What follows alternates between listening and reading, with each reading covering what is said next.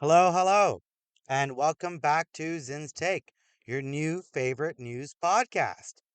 Bringing you everyday people news on how the news really affects you as a human being and how you can maybe benefit from it, avoid issues, so on and so forth. Quick disclaimer, everybody. Remember, please, this isn't advice, financial or otherwise. If you're looking for advice, contact a financial advisor. Everything we say is our opinion here on Zin's Take. Please don't be offended. If you do feel offended, turn it off. And remember, never do what I say. All right. That being said, our first news article for the day, CNBC. Warren Buffett says Berkshire Hathaway is looking at investment in Canada. Now, it doesn't actually say what investments they're looking at in Canada, but those of you that are already looking at investments in Canada, you can probably get a good idea. It's your Suncors, your oil field services, your medium to small junior grade oil companies, minerals, exploration, stuff like that, right? The billionaire investor has placed bets in the country in the past. Quote, there's a lot of countries we don't understand at all. So Canada, it's terrific when you've got a major economy, not the size of the US, but a major economy that you can feel confident about operating there. Another quote, there are things we can actually do fairly well that Canada could benefit from Berkshire's participation. So, what that means or how that's going to go, we're not quite sure. But what my take here is on this is that as we're hitting a worldwide inflationary recession, people are starting to look at non US major countries that they like to invest in, right? Your Canadas, your Norways, things like that. And right now, you got people like Warren Buffett at Berkshire taking a hard look at Canada. Maybe you should too. Now, if you do live in Canada and you're living here and you're suffering through the inflation and seeing the cost of living crisis, you might be looking around thinking, what are they seeing? Well, these guys read 6 hours a day and they know a lot more than we do and they do a lot of research. So maybe if we did the research, we can find out too. BBC News, Russia to grow faster than all advanced economies, says IMF. The International Monetary Fund expects Russia to grow 3.2% this year, significantly more than the UK, France, and Germany. For context, the IMF is an international organization with 190 countries. They are used by businesses to help plan where to invest and by central banks to guide its decisions on interest rates. More on this topic here. Despite the Kremlin being sanctioned over the unlawful invasion of the Ukraine, the IMF predicts a growth for the Russian economy. Russia is one of the world's biggest oil exporters, and in February, the BBC revealed millions of barrels of fuel made from Russian oil were still being imported to the UK despite sanctions.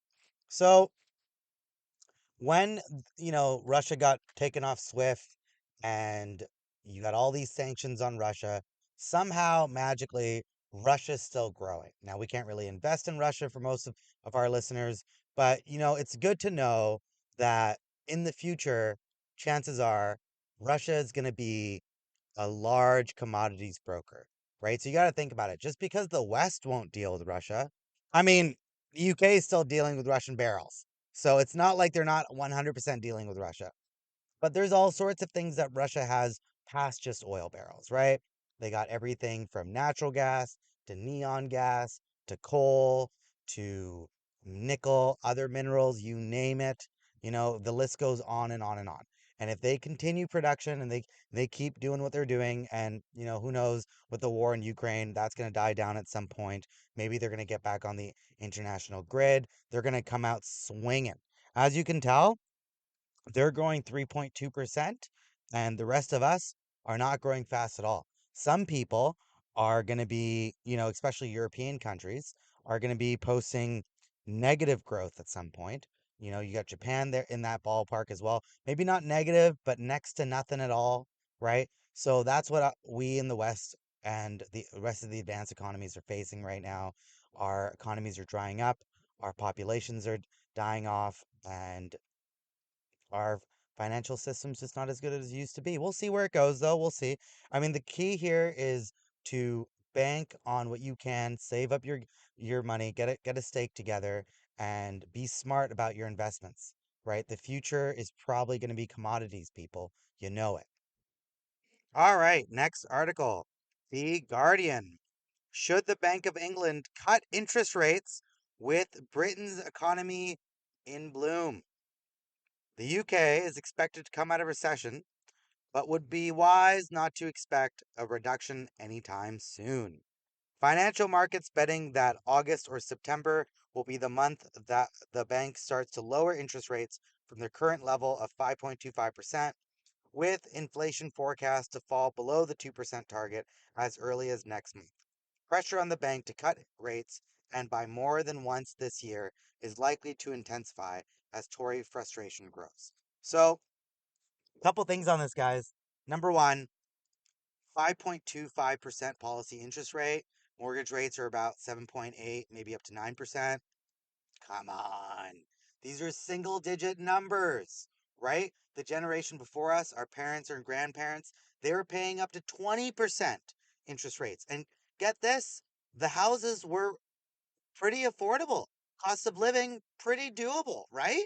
So, with all this inflation going off, yes, okay, maybe the CPI numbers for the Bank of England will go down to their, inflation rate of 2% per year. But two things on that. Number one, 2% a year for CPI is not 2% a year for you, and you know it, right? You ask anybody on the street, is your personal inflation of bills and payments and groceries and everything else you buy, is that 2% higher?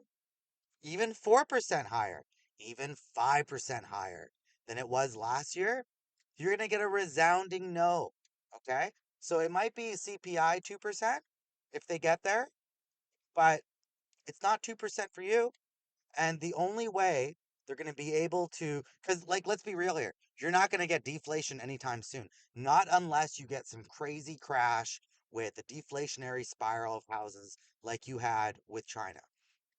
Could that happen out in the Western world, out in Japan? Sure. Will it happen? Probably not. Right? It's not what the voters want. Your median voter is 55 years old, owns a house. It's not what they want, right? It's not what real estate agents want. It's definitely not what people on Wall Street, Bay Street, and in the city want.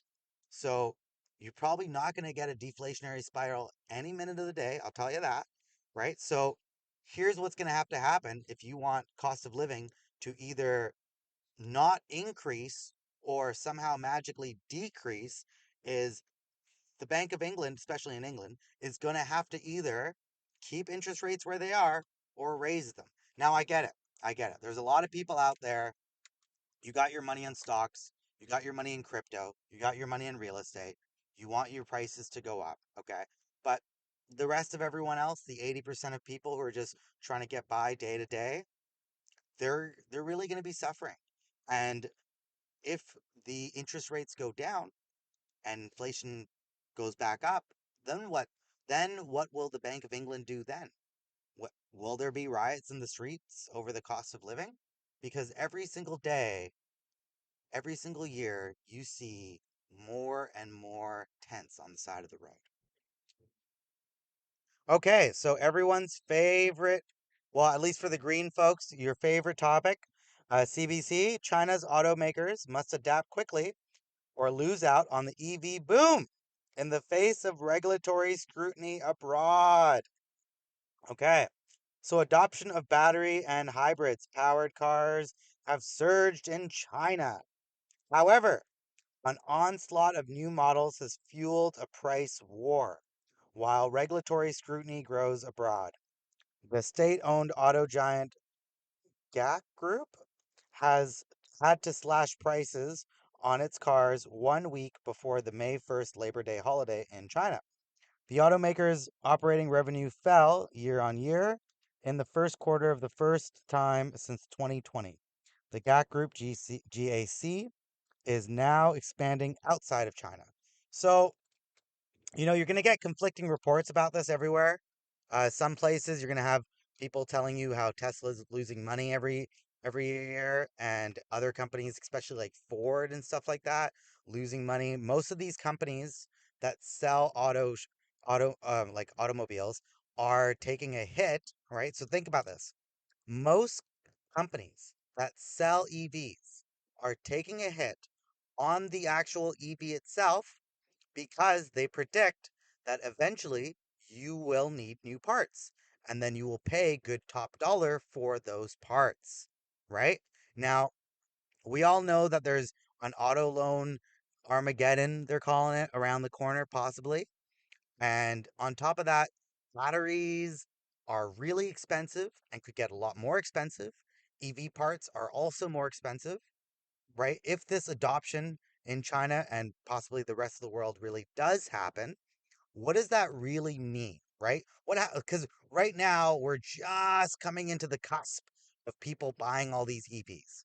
10 years from now, 20 years from now, a lot of these EV cars are going to have issues. They're going to start breaking down. People are going to need new parts. Are they really going to spend top dollar buying all this gear in order to get new parts? And are these automakers, the EV automakers, are they really going to be making it? Because a lot of them aren't making a lot of money. A lot of them are banking on the fact that you're going to have an EV and then something's going to happen and then you're going to pay money to that same EV dealer to get new parts. Will that happen? We will see in the future. Another day, another Commonwealth country. CBC News. That's Canada. We are getting closer to cutting interest rates. Bank of Canada governor tells MPs. Okay, so what do we have to say about this? Let's take a look. The Bank of Canada is getting closer to cutting interest rates as inflation shows signs of coming down and staying down. The central bank's Governor Tiff Macklem told MPs. Economic growth has stalled, there's an excess supply of goods, wage increases have stabilized, and the labor market has cooled from very overheated levels, which has helped to bring down prices, Macklem said. So, same type of deal with England. Canada is obviously also dealing with some serious inflation. Same type of deal. CPI's looking better and better. Cost of living's looking rougher and rougher, right? You take out groceries, you make housing and shelter look a little bit different than it is, and maybe you can squeeze down back to 2%. But something we really got to think about here is, if my even let's just say that inflation overall was 2%. Let's just say, right? If last year was 6% and the year before that it was 9% or 4% or 5%, what about all those extra percentage points? You're just eating them up, right? So even if they magically get it down to 2%, and it actually is 2% for you personally, you're still having to eat up all that inflation percentage from from the past years and months as you've been living. And moreover, same thing with Canada, same thing with everything else, right? They're not really 2%. They're not really 3%, right? And even if they can live with 3%, are you going to be living with that? Because 3% for them is more like between 6 to 11% for you. And I'm just talking about everyday people. I know that, CPI numbers look a certain way, and I understand that when you were talking about payments, maybe just the payments could be 2 or 3 or 4% more if you're living like this, but nominally you are not living in 2-3%. I'm sorry to break the ice to you guys. It's the truth of the matter. Okay. And moreover, we're hearing this in just about every major news article all over, is that they are just dying to cut interest rates, right? People are chomping at the bit for their house prices to go up, for their stock prices to go up, for all their financial assets to go up, right? If you're wondering why you're seeing most financial assets slowly going down, except maybe housing, which is kind of just plateaued at this point, everything else is kind of going slow drip down, right? Why is that? Because now companies and hedge funds and people can't loan more money from the government or the banks, whatever it happens to be, in order to buy new things or inflate prices. So what do? They move their money into cash. They take that 5, 6% interest rate, and then they sit there and they wait until they can do it again. Right? This is what you're really hearing is you're hearing, don't worry, interest rates will come down. We're gonna go bananas. We're gonna go crazy. We're gonna get financial inflation just like you always wanted, right? So it's always financial inflation first, then everybody else inflation second. Now everybody else inflation's been hitting, so everyone else inflation is becoming a major factor for everyday people. That's why they have to raise the interest rate, but people don't really understand how the interest rate works, so they can get away with a 5, maybe 6% interest rate. And moreover, because so many people are mortgaged up to the teats and living on crazy credit card loans and all these type of things, they really want interest rates to go down so that way they can loan more money, get more mortgages. But just like my dad and my grandpa always says, the more money you borrow, the more liability you have, the more danger you put yourself in. But do people think like that? Absolutely not. Gallup News. All right, so this is what we were talking about earlier. Americans continue to name inflation as top financial problem. The percentage of Americans naming inflation or the high cost of living as the most important financial problem facing their family has reached 41%. Not facing society, not facing people or neighbors or whatever. It's their family. So just like we were talking about earlier, people are finally starting to see that financial inflation has trickled down to them. It's hitting them hard everywhere else, right? Their wallets being heavily affected, and at least for the time being, it's going to be hard for central banks to lower inflate or to lower interest rates. Now, will they? Maybe. Could they? Sure. Right? But it all depends. What happens when the new election cycle happens? What happens when we get new governments? And also, moreover, do we really believe that everyday items, right? Like, your everyday consumer goods, are they really going to be like, is the inflation really going to lower? And even if the rate at which the prices go up stopped or slowed down, how will the average person really live, right? How much time will it take to get wages up there? Most people don't have savings. Almost most people, almost nobody has financial assets. It's like between the top, 10 to 20% of people have financial assets, which also happens to be the older voting age of people. Yeah, I'll give it that. But for the most part, a lot of people struggle. A lot of younger people, a lot of low income people, they struggle, right? Things like financial inflation doesn't mean anything to them because inflation is good when you have things that you can inflate. If you have assets, lots of them, millions of dollars worth or hundreds of thousands of dollars worth, and that goes up 5, 6, 7%, you're making a good chunk of change, right? You're making a decent chunk of change, right? If in a year you have $1 million and it inflates 10%, that's 100 grand you just made. That's twice as much as the average human being making at work. You don't have to work. That's not a problem for you. Prices go up 5, 10%. Who cares? Right? So that's really what we're dealing with. How much more can you squeeze the average person until they feel squeezed? And then you have things like election cycle changes. You have things like protests in the streets. You're already seeing it right now. We'll continue to see it and we'll see how that goes. Now, next article we have here from CBC, or sorry, so from CNBC. McDonald's earnings miss estimates as diners pull back. Middle East boycotts hit sales. McDonald's missed quarterly earnings estimates as same store sales fell short of expectations. Boycotts over the conflict in Gaza weighed on chains' Middle East sales again. Higher prices have helped McDonald's revenue, but scared away some low income customers. So, a couple things on that. Number one, that's not decline in sales growth. Or sorry, that's not decline in sales. That's just decline in sales growth. So the growth at which they've been at the speed at which they've been growing has slowed down. And then number two, In the Middle East, it's straight up declined, right? So this is, we've talked about this in the past. Um, the international geopolitical situation gets hit by these wars, and these wars are caused by things like cost of living issues around the world. When cost of living issues happen around the world, people start blowing up bombs. It just tends to happen, right? You've been seeing more and more wars happen after the last pandemic, right? After the last, since the new inflation cycle, you've been seeing a lot of wars start popping off. And as that continues to happen, you're going to see more and more of these supply chain issues. But moreover, you're going to see big corporations start to suffer because they're all spread all around the world. They get themselves wrapped up in these things. As an investor, would you ever really invest in places like McDonald's? Probably not. You know, they're big. They're already as big as it is. You're probably not. They're probably not going to be seeing a lot of growth in the future.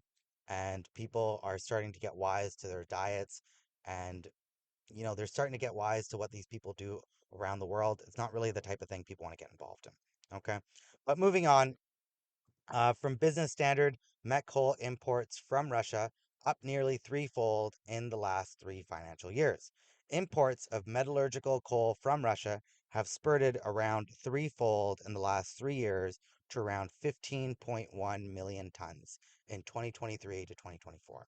So I'm really excited to talk about this, not just because of Russia, but because of coal in general. So I know we have a lot of coal listeners out there, and I know that there's a lot of coal guys out there. For you coal people, okay? Don't let the green people and the movements get you down. I will tell you this right now. There is a large chunk of the world that not only doesn't care about climate change, right? Whether or not it's real, we're not here to debate that. What we're here to talk about is the fact that countries like India, the Central Asian countries, the Middle East, Asia, China, Africa, South America, Mexico, you name it, these people do not care.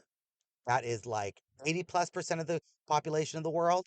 And moreover, they are also getting more and more advanced every single day. They are using more and more energy every single day. They use something like 5 times less energy per capita than the Western world does. That number will slowly start to that gap will slowly start to shrink.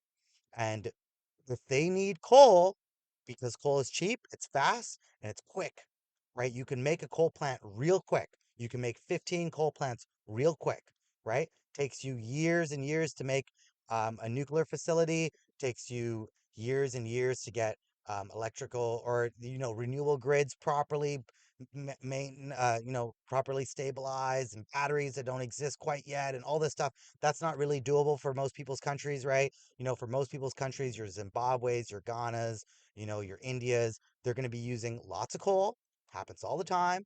And coal prices will go up because we're not mining enough coal. And then, like for you coal investors, have faith. Coal will pop off. At least that's Zin's take. Now moving on. Yahoo Finance. More Russia over here. Russia's all over the news today. Russia's Gazprom reports first annual loss in nearly 25 years. Natural gas, people, natural gas. Russia's state controlled energy giant Gazprom was in the red last year for the very first time in almost a quarter of a century after trade with Europe nosedived in the wake of the invasion of Ukraine. The current slump can largely be explained by the extremely low natural gas supply volumes to Europe. So, what is Europe doing? Right? If they're not getting this natural gas from Russia, where are they getting it from? Well, they're getting a lot of it from LNG exports from North America. They're also a lot of these places are using coal, right? Just like we are talking about earlier. And there's a bit of renewables here and there, but let's be real, renewables aren't reliable. They're turning a lot of their nuclear facilities back online. For you uranium people, have faith. We've been seeing uranium pop off in the news. It'll continue to pop off.